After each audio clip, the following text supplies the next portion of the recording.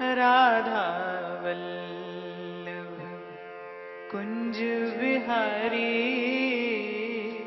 राधा वल्लभ कुंज विहारी, लाल लाडली प्रीतम प्यारी, लाल लाडली प्रीतम प्यारी, हे रस सागर कुंज विहारी, हे रस सागर कुंज विहारी, ब्रजनागर बांके बिहारी, हे रत्नाकर बांके बिहारी, लाल लाडली प्रीतम प्यारी, लाल लाडली प्रीतम प्यारी, रस सागर कुंज विहारी, हे रस सागर कुंज विहारी, लाल लाडली प्रीतम प्यारी, लाल लाडली प्रीतम प्यारी, राधा वल्लभ बांके बिहारी, राधा वल्लभ बांके बिहारी, लाल लाडली प्रीतम प्यारी, लाल लाडली प्रीतम प्यारी, बसो मेरे नैनन में दो चंद, बसो मेरे नैनन में दो चंद, गौर बरन वृषभानु नंदिनी, गौर बरन वृषभानु नंदिनी, गौर बरन वृषभानु नंदिनी, गौर बरन वृषभानु नंदिनी, श्याम बरन नंद नंद बसो मेरे नैनन में दो चंद, बसो मेरे नैनन में दो चंद, हे रस सागर कुंज विहारी, हे रस सागर कुंज विहारी, हे रस सागर कुंज विहारी, हे रस सागर कुंज विहारी, लाल लाडली प्रीतम प्यारी, लाल लाडली प्रीतम प्यारी, राधा वल्लभ कुंज विहारी, राधा वल्लभ कुंज विहारी, राधा वल्लभ कुंज विहारी, राधा वल्लभ कुंज विहारी, लाल लाडली प्रीतम प्यारी, कुंज विहारी।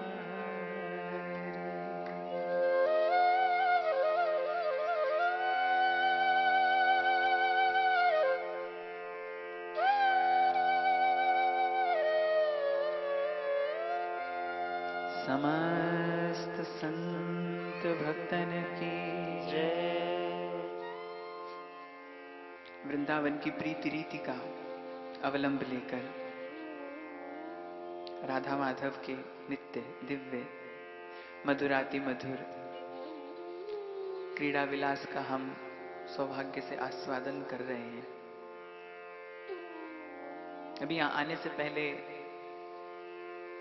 वृंदावन के एक संत प्रवर से बात हो रही थी, फोन आया उनका, तो पूछा कि कैसा उत्सव चल रहा है। सुनने में आया बहुत आनंद है। तो मैं बैठा चिंतन कर रहा था कि देखो इस बार कथा तो पहले भी होती है, और हरि अनंत हरि कथा अनंता, जहां सत्संग हो, जहां भजन हो, जहां सुमिरन हो, वहां आनंद कंद भगवान का स्फुरित होना, प्रकट होना सहज है, स्वाभाविक है। और मन में ऐसा भाव आ रहा था कि देखो इस बार हमने केवल भाव से, केवल अपने एक सहज चिंतन से वृंदावन को इस उत्सव में जोड़ लिया, वृंदावन का भाव इस उत्सव से जोड़ दिया, तो उत्सव में कितना अद्भुत आनंद है। जब ध्रुवदास कहते हैं कि वृंदावन वृंदा कहत दुरित वृंद दुर जाहि, नेह बेली रस भजन की तब उपजय मन माही। जैसा नारद जी ने कहा कि प्रेम का रस, प्रीति का रस मुंह का स्वादनवत, जैसे गूंगे का गुड़ है, वो चखता तो है, उसका स्वाद तो पाता है लेकिन वर्णन नहीं कर सकता। ठीक ऐसे ही प्रेम रस है, ऐसे ही वृंदावन की महिमा है।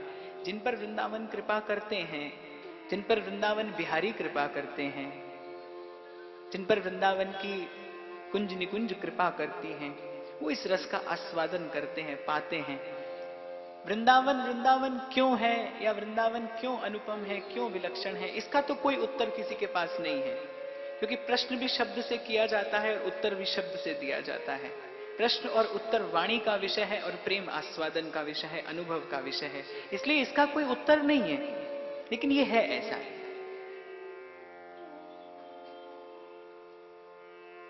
कबीर से किसी ने एक बार कहा, बोले आप सब भगवत प्रेम आज के कली कराल काल में असंभव है। तो कबीर ने सहज स्वाभाविक रूप से उत्तर दिया, संत जो होता है ना, और कुछ हो नहीं हो संत में, कोई रिद्धि सिद्धि भले देखने में आए नहीं आए, लेकिन संत के जीवन में एक बात आपको देखने को सदा मिलेगी, सतत मिलेगी, सर्वदा मिलेगी, सर्वत्र मिलेगी, कि संत वही जो सत्य के निकट होता है, जो ये जानता है कि मैंने कितना पाया है। सब कुछ जान लेने के बाद, उसकी कृपा से, गुरु के प्रसाद से, सदगुरु की कृपा से उस परम तत्व को जान लेने के बाद, पहचान लेने के बाद, नानक कहते हैं ज्ञान ध्यान किछ कर्म न जाना और सार न जाना तेरी।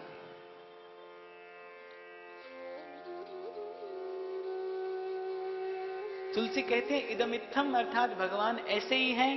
बोले ये कहना बड़ी मूढ़ता है, वही कहता है जो कुछ नहीं जानता, जो किंचित भी उसको जानता है, जो किंचित भी उसका अनुभव करता है गुरु की कृपा से, सदगुरु के प्रसाद से।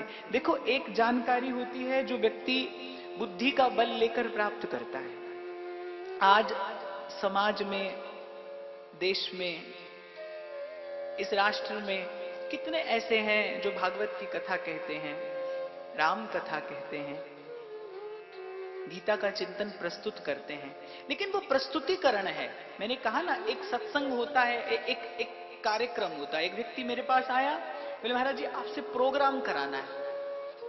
जो व्यक्ति कराने के लिए प्रोग्राम आया है, वहां पर क्या सत्संग होगा? संत समागम हरि कथा तुलसी दुर्लभ दो, ये नहीं मिलता, मिल ही नहीं सकता। मैंने प्रथम दिन निवेदन किया ना तुलसी के चिंतन का, कि खाली भाव नहीं है, अब मोही भाव भरोस हनुमंता, कि बिनु हरि कृपा मिले नहीं संता। जो आए जीवन में, देखो चंदन के वृक्ष को जो कुल्हाड़ी काटती है, उसको भी चंदन की सुवास मिलती है। चंदन के वृक्ष से जो भुजंग लिपटा रहता है, उसको भी चंदन की सुवास मिलती है। चंदन को घिसकर जो भगवत चरणों में अर्पित करके अपने मस्तक पर धारण करता है, उसको भी चंदन की सुवास मिलती है। ये चंदन के वृक्ष का सहज स्वभाव है। और साधु माने जो स्वभाव से सहज हो गया, कछु लेना न देना और मगन रहना। बाहर भीतर एको जानो, ये गुरु ज्ञान बताई, और कहे नानक बिन आपा चीन्हे, मिटे न भ्रम की काई। मैंने उसको जाना। जो ये कहता है ना, वो तो वस्तुतः कुछ नहीं जानता, क्योंकि उसको जानने के बाद तो मैं और वो दो होते ही नहीं, दो रह ही नहीं सकते।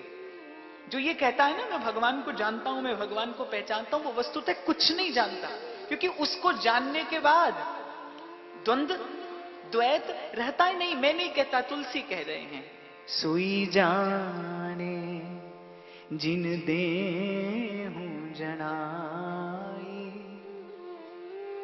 जानत तुम्हें होई जा। जब गुरु और गोविंद में भेद न करने की बात आती है, क्यों आती है? इसका अर्थ ये नहीं है कि जो गुरु है उसी को भगवान के समान मुकुट धारण करा दो, उसी को भगवान के समान वस्त्र धारण करा दो, उसी को भोग लगाओ और पाओ। ये समझने में बहुत भारी भूल होती है। गुरु और गोविंद में अभेद इसलिए बताया जाता है कि गुरु मिलने के बाद अपना सर्वस्व गोविंद के चरणों में उत्सर्ग कर दिया जाए। सदगुरु वही जो प्रभु का होने की कला सिखाए, जो प्रभु का होना बताए। मैं कई बार निवेदन करता हूं कि गुरु वो नहीं जो जीव और परमात्मा के बीच में, जो आत्मा और परमात्मा के बीच में दीवार बन जाए। गुरु द्वार है, निश्चित उससे निकलकर ही कोई उस तक पहुंचता है। उसका वर्णन करने के बाद नानक भी कहते हैं, गुरु प्रसाद, मैंने प्रसाद से पाया है, गुरु की कृपा से पाया है, उसके कर्म से पाया है। निश्चित रूप से उसके आश्रय के बिना, उस द्वार से निकले बिना कोई नहीं पहुंच सकता। गुरु बिन भवनिधि तरई न कोई, जो बिरंच शंकर सम होई। लेकिन गुरु जीवन में श्रद्धा का पात्र होना चाहिए। गुरु वो जो आपको जीवन में आते ही केवल केवल और केवल गोविंद का होने की कला सिखाए, गोविंद का होने का मार्ग दे। आज उत्सवों की श्रृंखला में, इस कड़ी में आज का उत्सव हितोत्सव है। हमारे वृंदावन में तो हितोत्सव वंशीवतार प्रकट प्रेम स्वरूप श्रीमन महाप्रभु के प्राकट्य उत्सव के रूप में मनाया जाता है। लेकिन हित, श्री हितरिवंश महाप्रभु केवल एक आचार्य नहीं है। हित अर्थात संस्कृत में हित का अर्थ है प्रेम। प्रेम को संस्कृत में हित कहते हैं। तो आज का उत्सव श्री हरिवंश महाप्रभु का प्राकट्य उत्सव ही केवल नहीं, प्रेमोत्सव है। इसलिए इस उत्सव को हमने विराम के क्षण में रखा, क्योंकि प्रेम ही विश्राम है, प्रेम ही परम विश्राम है, प्रेम में ही विश्राम है। 4 दिन से व्यास गादी के माध्यम से जितनी चर्चा हुई, निश्चित रूप से कुछ खट्टी बात थी, कुछ मीठी बात थी, बट लेकिन उस खट्टी और मीठी बात के मूल में उद्देश्य किसी के मन को नीरस करना नहीं था, सरस करना था। और जब भोजन होता है ना, जब 56 भोग लगाया जाता है ठाकुर जी को, तो उसमें कुछ कसैला भी होता है, उसमें कुछ खट्टा भी होता है। ऐसा नहीं कि करेला कड़वा है तो ठाकुर जी के 56 भोग में नहीं जाएगा, सो भी जाता है। जामुन कसैला है तो वो नहीं जाएगा, सो भी जाता है। सब रसों के बिना श्री ठाकुर जी का 56 भोग पूरा नहीं होता। ठीक इसी प्रकार साधु भी साम दाम दंड भेद किसी भी माध्यम से, लेकिन शरण में आए का हित करे। आप जपे और औरन जपावे, सोई सांचो साध कहा।